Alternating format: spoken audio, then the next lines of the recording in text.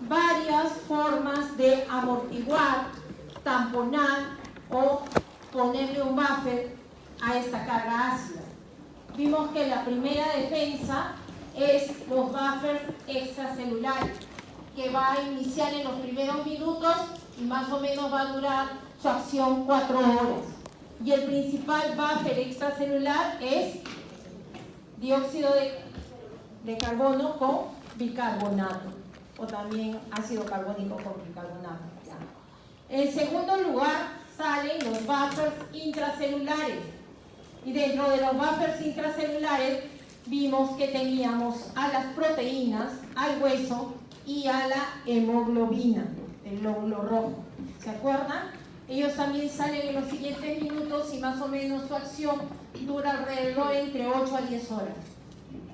Finalmente, de una manera más lenta, empieza a compensar el aparato respiratorio mediante el aumento de la ventilación alveolar, que se evidencia por un aumento en la frecuencia respiratoria, ¿no? Este mecanismo compensador se inicia también a los pocos minutos y va a durar máximo 24 horas, como ven acá. Entonces, y por último, el que va de manera más lenta es la compensación renal ante la carga ácida. Va liberándose poco a poco, llegando a su máxima acción, a iniciarse a las 24 horas y puede sostenerse en el tiempo. Algunos dicen que hasta 10 días para eliminar la carga ácida.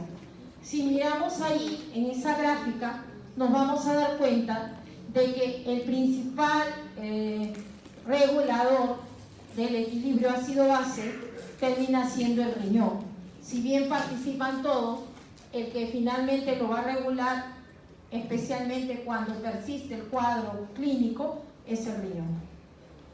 Muy bien, también la lámina que sigue es la de la compensación respiratoria, que la vimos ayer, solo para que la recuerden.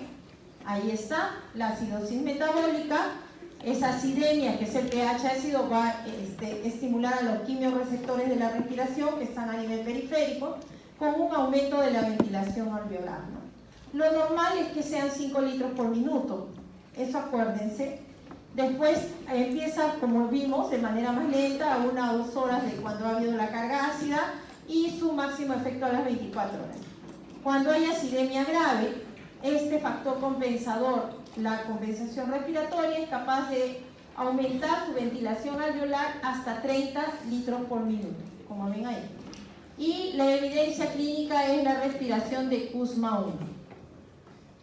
En alcalosis metabólica, los quimiorreceptores son centrales y en este caso van a disminuir la ventilación alveolar para aumentar la presión del CO2, es decir, los hidrogeniones, y de esa manera disminuir el pH. Bien, y ahora sí entramos a la regulación ácido-base renal. Entonces, el riñón puede regular en un sentido hacia la acidemia o en la alcalemia. Si hay acidosis metabólica, pondrá orina ácida. Si hay alcalosis metabólica, pondrá orina básica. En la primera vamos a hacer que la orina ácida elimine hidrogenión y en la orina básica elimina bicarbonato. ¿Cuáles son las virtudes del riñón para mantener la homeostasis ácido-base? En primer lugar, elimina grandes cantidades de ácido. Puede eliminar el bicarbonato, conserva y produce bicarbonato y es el regulador más efectivo del pH. Esas son las virtudes de la parte renal en la fisiología ácido-base. El riñón tiene esas capacidades. Muy bien. Entonces, ¿cómo hace este trabajo el riñón?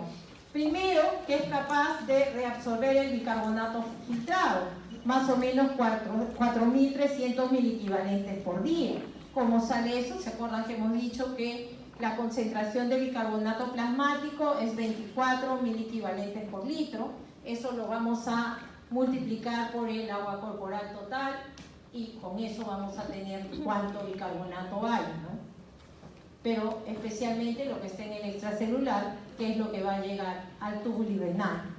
Luego la excreción renal de ácidos, especialmente de los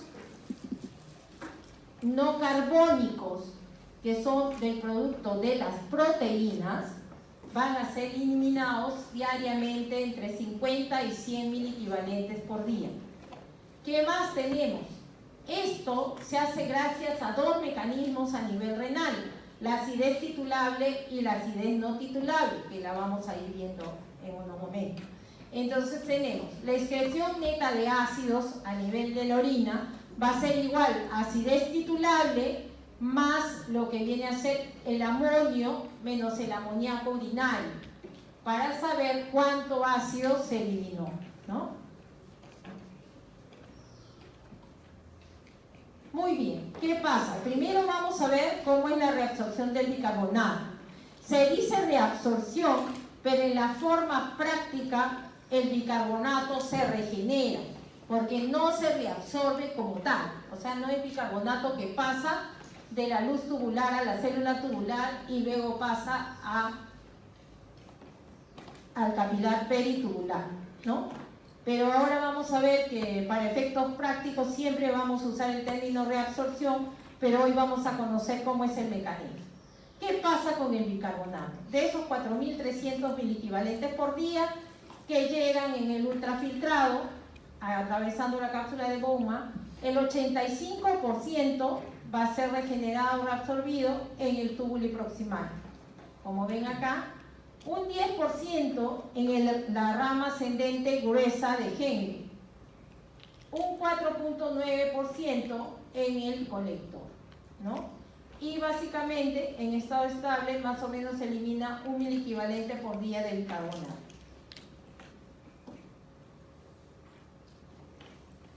Entonces, ¿qué tenemos? En alcalosis metabólica, al contrario, puede eliminar al bicarbonato. ¿Por qué? Porque disminuye la reabsorción y va a aumentar la secreción de bicarbonato en las células intercalares tipo B del túbulo contorneado cortical, como ven acá.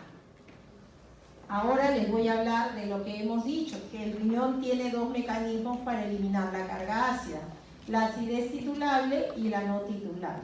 ¿A qué le llamamos acidez titulable? Los ácidos débiles que van a pasar en el ultrafiltrado sirven como buffers, como amortiguadores, especialmente los que tienen un pK cercano, el pK se acuerda, la constante de disociación, cercano al pH. El más importante es el monofosfórico, ¿no? Y el difosfórico. ¿Por qué? Porque su pK es 6.8, ¿no? Y se vuelve en el mayor buffer urinario. Porque tenemos otras soluciones u otros solutos cuyos pK son todavía más pequeños que este. Por decir, la creatinina tiene un pK en 4.97 y el ácido úrico en 5.75. El más cercano a 7.4 es 6.8. ¿Por qué se le llama acidez titulable? Porque se añade una cantidad de hidróxido de sodio a una muestra de orina de 24 horas para llevarla a un pH de 7.40. ¿No es cierto? Y eso, por lo menos de todo este grupo que sale en la orina, 10 a 40 miliequivalentes por día de hidrogenio es amortiguado por estos ácidos débiles. O sea, ¿cuántos de estos ácidos se van a ir con el buffer del fosfato, ¿no? O sea, ¿cómo es que se van a ir cuando uno le pone una base como hidróxido de sodio? Le ponemos el hidróxido de sodio y con eso van a formar unas nuevas sales y todo lo que ahí se une representan 10 a 40 miliequivalentes de milimoles de hidrogenio o miliequivalentes de hidrogenio. Muy bien, ¿cómo es que les estoy hablando de que hay un proceso de regeneración en el caso del manejo del bicarbonato en los diferentes segmentos del túbulo? En este caso tenemos en el túbulo proximal. Para este lado tenemos el lado vasocelular o del capilar peritubular, la célula tubular y el lúmen, ¿no? O sea, el túbulo, la luz del túbulo.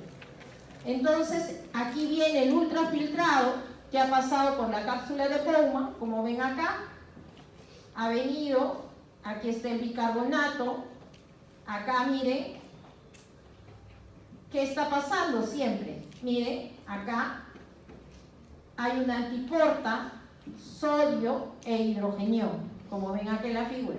El sodio ingresa a la célula, el hidrogenio sale, viene el bicarbonato, se une y forman el ácido carbónico. Ahora, una vez que está avanzando aquí mismo en la célula tubular proximal, este ácido carbónico, bajo la acción de anhidrasa carbónica, se va a desdoblar en CO2 y agua. El CO2 va a difundir a la célula en forma gaseosa, o sea, en forma de gas, va a ingresar a la célula en forma de gas. Como ven acá, eso ya ingresó y nuevamente, una vez que está dentro de la célula, puede ser otra vez unido a un hidroxilo y nuevamente van a formar en este caso bicarbonato y un hidrogenio, como ven acá, bajo la acción de la anhidrasa carbónica.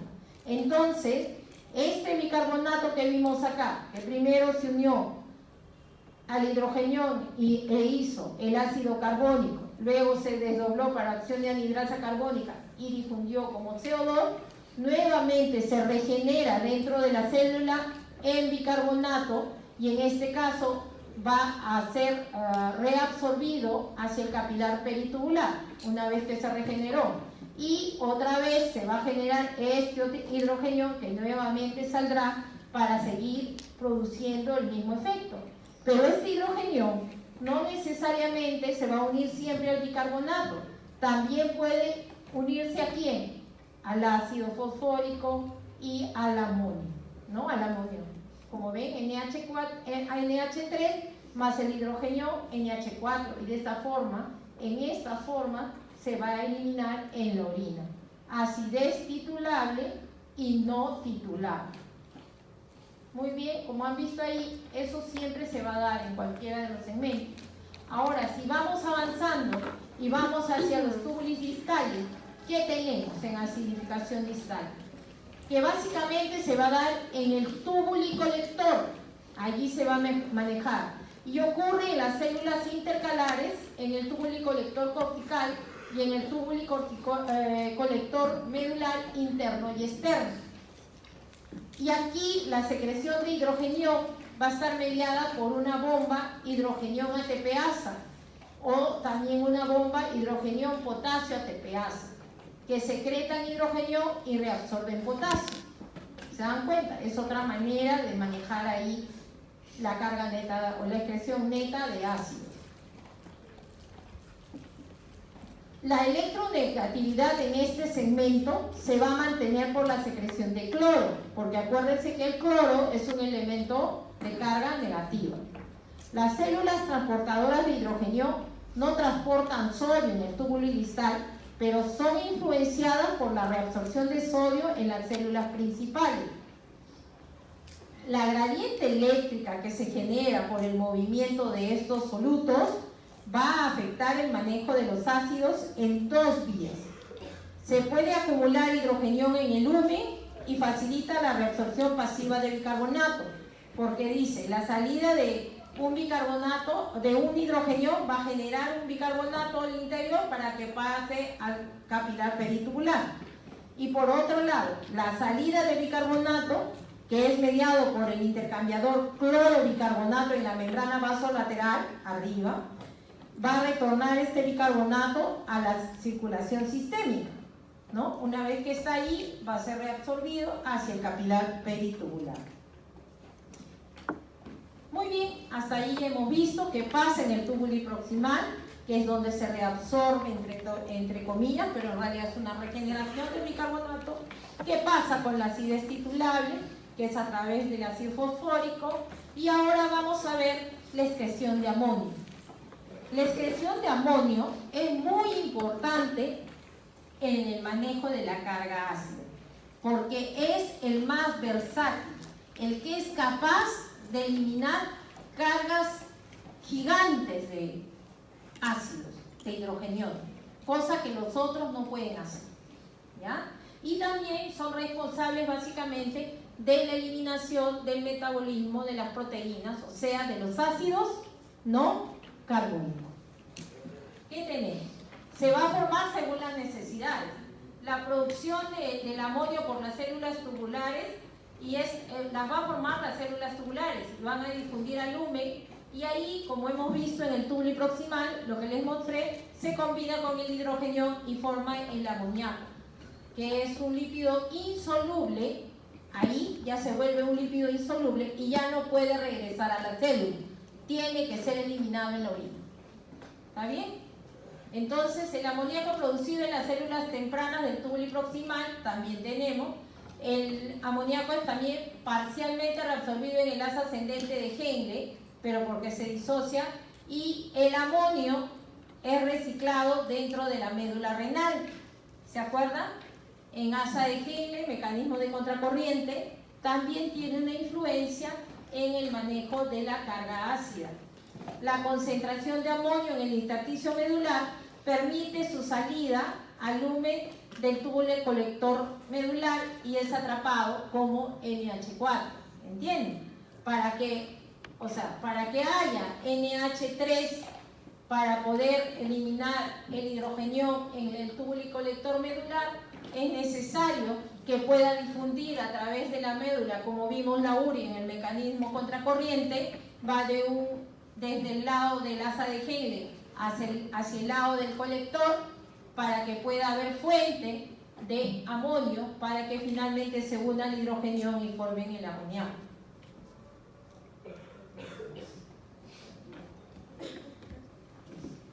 Ahora, ¿cuándo puede aumentar esta excreción del NH4? Cuando haya un aumento en la producción proximal de NH4 en el túbulo proximal a partir de la glutamina. ¿Por qué? Porque hemos dicho que se produce a partir del metabolismo de las proteínas. ¿Estamos de acuerdo? Y por eso la glutamina. Cuando hay una disminución del pH urinario, o sea, el pH urinario va a aumentar la difusión del amonio en el lumen del túbulo colector medular. Si se da una carga ácida, que es lo que hemos venido hablando, el amoníaco aumenta a partir de las 2 horas y su respuesta máxima es en 5 a 6 días. Por eso es que el riñón es capaz de manejar en tantos días una carga ácida. Es el que constantemente va a estar eliminando, gracias a esta característica del amoníaco. Se produce una ganancia de glutamina por el riñón y hay una producción elevada de NH4 tubular. ¿Y cuándo tendremos una elevación de la glutamina en el riñón? Cuando comemos bastante proteína, como una parrillada. Una parrillada, lo que les gusta la carnecita, ellos son los que van a generar esas cargas ácidas.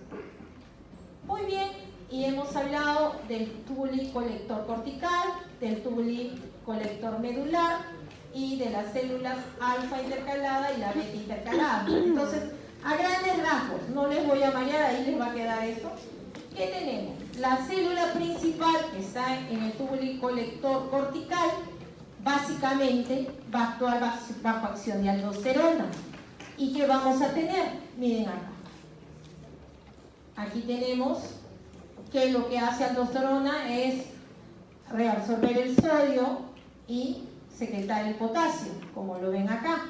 Entonces, en esta primera porción se va a producir todo esto y miren lo que pasa aquí. Este potasio viene hacia acá y luego va a tener que participar también cuando haya una carga ácida. Por ahora, eso es lo que pasa en esta célula, en este sistema, cuando hay una disminución del volumen circulante efectivo, cuando llamamos una contracción de volumen, es que se active este sistema. Miren, renina, angiotensina, aldosterona, ¿a quién estimula? A la bomba de sodio, potasio, ATPasa, que está en el lado vasolateral de la célula tubular. Muy bien, cuando se genera toda esta diferencia de potencial negativo, el cloro va a difundir a nivel paracelular libremente. Va a ir desde el lumen hacia el capilar peritubular, como lo ven acá. Los que tienen que ver básicamente tanto con generación de bicarbonato como eliminación de ácido es aquí como vemos, la célula alfa intercalar del túbulo colector cortical y del túbulo colector medular. Aquí que nos han dicho, existe una bomba hidrogenio ATPasa, como vemos acá, por eso está dibujado así. Y esta bomba de sodio hidrogenio ATPasa es la que va a permitir, miren, otra vez, hay bicarbonato filtrado que viene en el húmedo, sale el hidrogenio o en forma de CO2, como ven acá, para de nuevamente ingresar, puede ser en esta misma célula. Acuérdense que aquí está en su estado gaseoso y puede difundir libremente.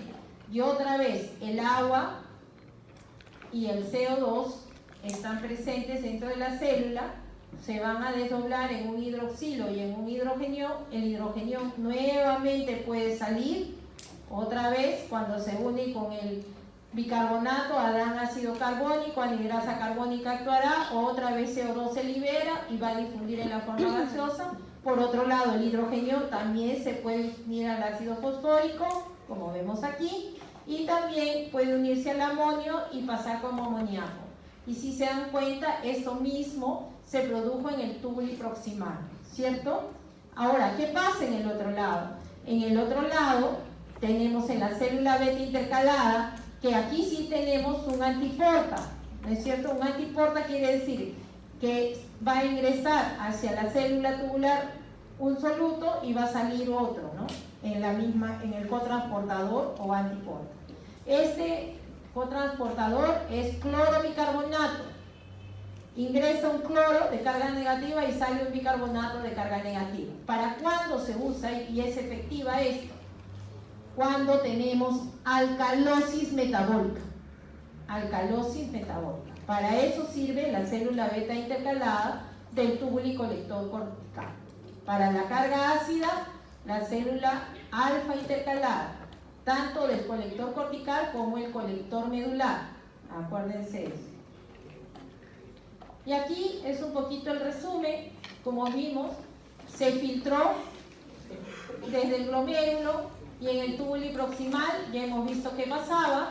Puede regenerarse bicarbonato o puede eliminarse hidrogenio en forma de acidez titulable con el ácido fosfórico para formar el ácido disfosfórico, o como el amoníaco, juntándose con el amonio y haciendo el NH4, que ya hemos visto que no es soluble en la orina, es un liposoluble y por lo tanto no puede retornar y tiene que ser eliminado en la orina. Y luego algo juega el asa de Henle, pero ¿para qué? Como vimos, para la formación y difusión del amonio, tanto desde el asa de Henle hacia el túbulo colector, para que puedan eliminar la carga ácida a través de amoníaco. Y lo que vemos aquí en las células tubulares es lo mismo que repetimos en la figura anterior. Muy bien. Entonces tenemos factores que pueden modificar, ¿no? Tanto esta secreción de hidrogeniones o la reabsorción de bicarbonato. ¿Cuánto aumenta la secreción de hidrogenio y la reabsorción de bicarbonato? Tenemos cuando hay un aumento de la presión del CO2, ¿no? Ahí. Cuando hay un aumento de hidrogeniones, cuando hay una disminución del bicarbonato. Luego miren, cuando hay disminución del volumen de líquido extracelular, cuando hay aumento de angiotensina 2, cuando hay aumento de aldosterona y cuando hay hipopotasemia. ¿Okay? Ahí aumenta la eliminación de ácidos y la reabsorción de bicarbonato. Ahora, el efecto contrario, ¿cuándo se va a producir? Cuando hay una disminución de la presión del CO2, cuando hay una disminución de los hidrogeniones a nivel plasmático y al revés hay un aumento del bicarbonato, cuando hay un aumento del volumen extracelular, está expandida la persona, está hidratada, cuando no hay acción de angiotensina 2, cuando no hay acción de aldosterona y cuando hay hiperpotasemia. Entonces, ¿cómo se regula esa excreción renal de hidrogenio?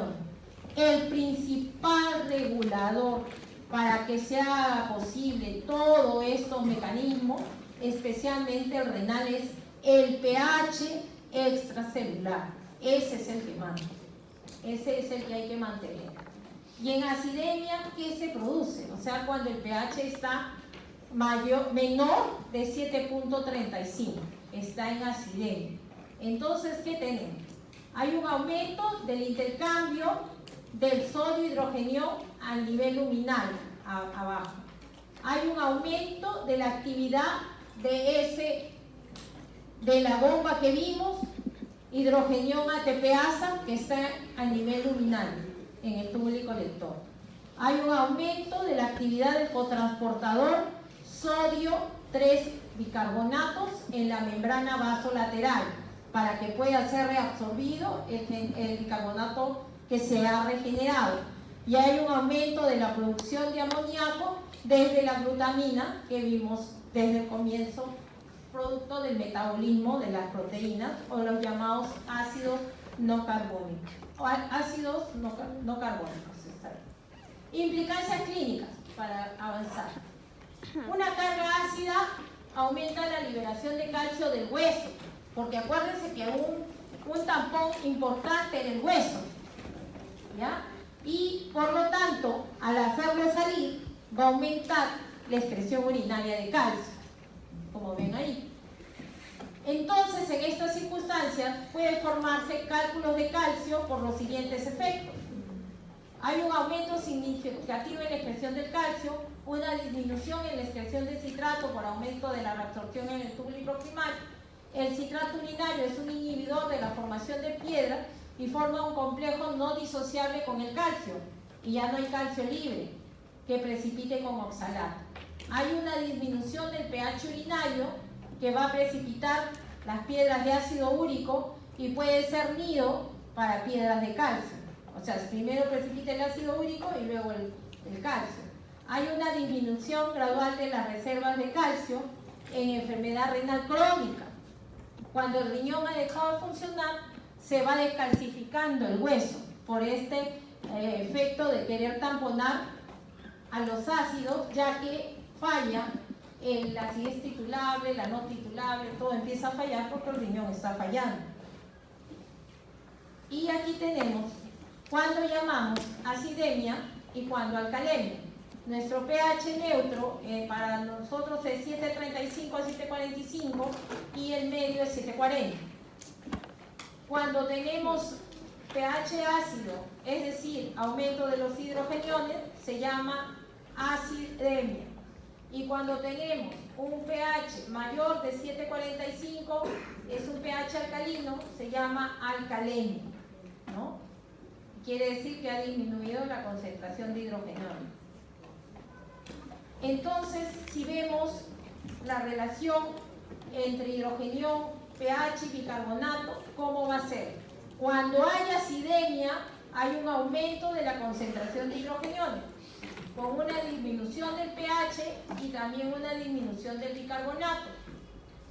Cuando hay alcalemia, tenemos una disminución de la concentración de hidrogeniones, con un aumento del pH y también del bicarbonato. Los procesos que ocasionan cambios en la concentración de hidrogeniones se llaman acidosis y alcalosis metabólica. ¿Ya? Quiero que aprendan ustedes para cuando ya tengan que hablar con propiedad. Cuando hablamos de cambios del pH, hablamos el término M, acidemia, alcalemia. Cuando hablamos de los trastornos metabólicos, hablamos de acidosis y alcalosis metabólica. Existen también los trastornos mixtos, como vamos a revisar en los ejercicios. Eso ya más práctico, ya se van a dar cuenta. Pero para efectos prácticos, nosotros no tenemos cómo medir la concentración de hidrogeniones. Acuérdense cómo es 40 nanomoles por litro. Pues, ¿cuánto? ¿Qué tendríamos que hacer para hacer una medición directa del hidrogenión? ¿No? Entonces, pero como ya sabemos que en el caso de nuestro principal buffer, el ácido carbónico se va a disociar en CO2, entonces lo que usamos es la presión del CO2. Y así como hemos dicho que hay acidemia cuando aumenta la concentración de hidrogeniones, diremos, hay acidemia cuando aumenta la presión del CO2. Ya hay alcalemia cuando disminuye la presión del CO2, ¿no? Y en este caso hablaremos de los trastornos respiratorios, que son acidosis y alcalosis respiratoria. Este es un flujograma que nos detalla un poquito lo mismo, pero ya diciéndonos más o menos cuándo sospechan de que es respiratorio o metabólico. Como ven acá, esto es el pH normal, síganme acá, 7.35 a 7.45. Si está menor de 7.35, acidemia. Por lo tanto, el trastorno debe ser acidosis. Pero yo tengo que saber, o es metabólica o es respiratoria.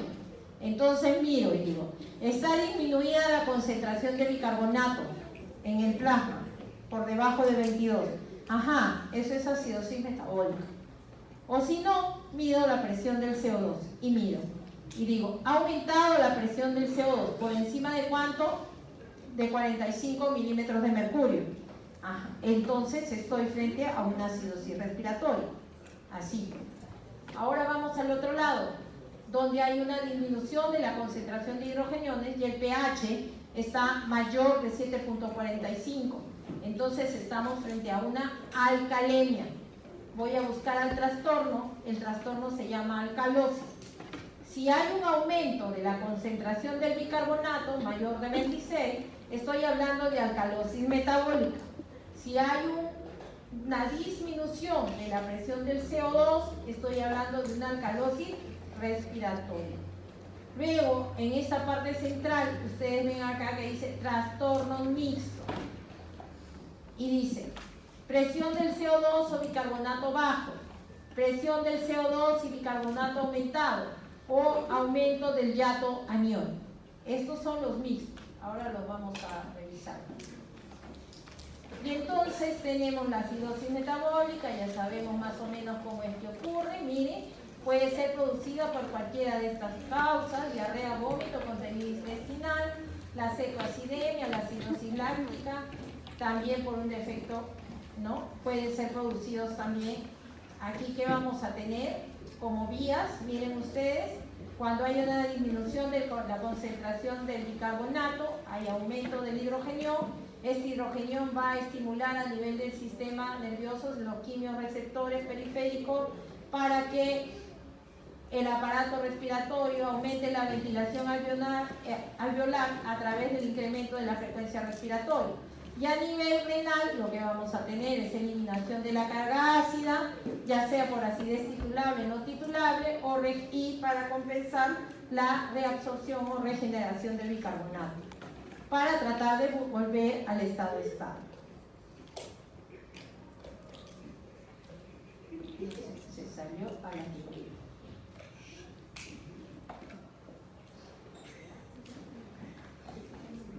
Muy bien. Entonces vamos a rápidamente hablar de acidosis metabólica, que viene de tanto que hemos dicho, ya ustedes deben saber. ¿Cuándo vamos a decir que es acidosis metabólica? Cuando hay una disminución de la concentración plasmática de bicarbonato. Eso es lo que llamamos acidosis metabólica. La excreción neta de ácidos en este caso va a aumentar, lógico, porque tiene que volver al estado estable. Si está ácido, tiene que botar al ácido en la orina o en el respiratorio, ya para los tampones, ¿no?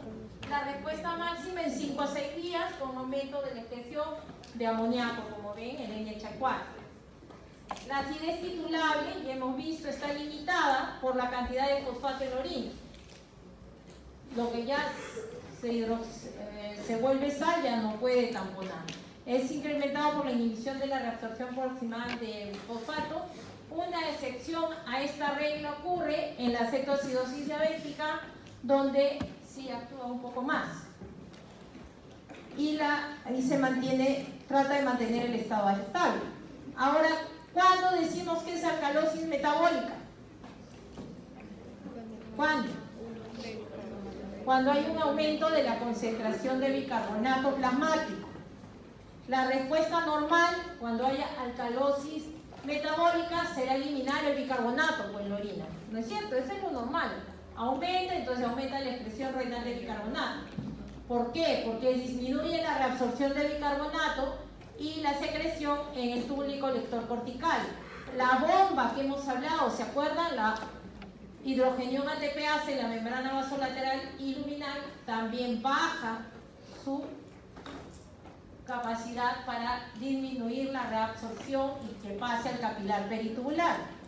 El mantenimiento de la alcalosis requiere un defecto en la excreción de bicarbonato, que puede sí darse con una disminución del volumen circulante efectivo o cuando hay disminución del cloruro. Esto sí, grábenlo, ténganlo a la mano, porque esto es lo que nos va a ayudar a corregir y saber y descubrir los trastornos mixtos. Ya está definido que existe una compensación para cada uno de estos trastornos. Si el trastorno es respiratorio, tendrá una compensación metabólica o renal. Si el trastorno es metabólico, tendrá una compensación respiratoria esperada. Entonces, ¿cómo es? Lo primero que tienen que aprender es que se mueven en el mismo sentido. Uno sigue al otro. Si aumenta, por decir, la concentración de bicarbonato, va a aumentar la presión del CO2. Si disminuye la presión del CO2, disminuirá la concentración de bicarbonato. Eso es lo primero que hay que aprender. Se mueven en el mismo sentido, pero a veces se pasan hacia arriba o hacia abajo, y ahí es donde aparecen los trastornos mixtos. Entonces acá les voy a dejar este cuadro que más o menos dice cómo es lo esperado para cada trastorno. En acidosis metabólica, ahí tiene, por cada miliequivalente de bicarbonato que disminuye, la presión del CO2 debe disminuir 1.2 milímetros de mercurio. Existe una fórmula muy práctica, cópienla, que dice: la presión del CO2 esperado en acidosis metabólica es bicarbonato actual por 1.5 más 8. Todo eso más menos 2. Eso es presión de CO2 esperado en acidosis metabólica. En alcalosis metabólica, el otro trastorno, ¿qué vamos a tener? Por cada miliequivalente de bicarbonato que se incrementa en el plasma, la presión del CO2 debe subir 0.7 milímetros de mercurio. Y para este trastorno metabólico también hay una fórmula. Y la fórmula es: la presión del CO2 esperado es bicarbonato actual por 0.9 más 15, más menos 2, todo más menos 2, ¿no? Y luego tenemos que los trastornos respiratorios pueden ser agudo-crónicos. Si es acidosis, dicen, ¿qué cosa tengo que decir? ¿Cuál va a ser el bicarbonato esperado para ese trastorno respiratorio? Y dice, el bicarbonato esperado, ¿cuál será? Dirá, por cada 10 milímetros de la presión del CO2 que aumenta, el bicarbonato debe aumentar 1 miliequivalente por litro. Se mueven al mismo lado. Y en la acidosis respiratoria crónica, ahí sí es más ancho, el incremento del bicarbonato es mayor, y por cada 10 milímetros de mercurio de presión del CO2 que se incremente, el bicarbonato aumentará de 3 a 5 miliequivalentes. Y ahora vamos a la alcalosis, que es cuando disminuye la presión del CO2, dirá, por cada 10 milímetros de mercurio de la presión de CO2 que disminuye, el bicarbonato disminuye 2 miliequivalentes por litro si es que es aguda, o 4 miliequivalentes por litro si es que es crónica. ¿Cuánto se parten para ambos? Agudo-crónica. Generalmente para los procesos respiratorios, ¿cuánto será? Por deducción lógica, con lo que hemos revisado.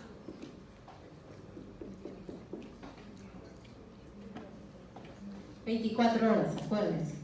La compensación respiratoria se termina de a las 24 horas. De ahí, si se mantiene cuadro patológico de fondo, ya se vuelve crónico.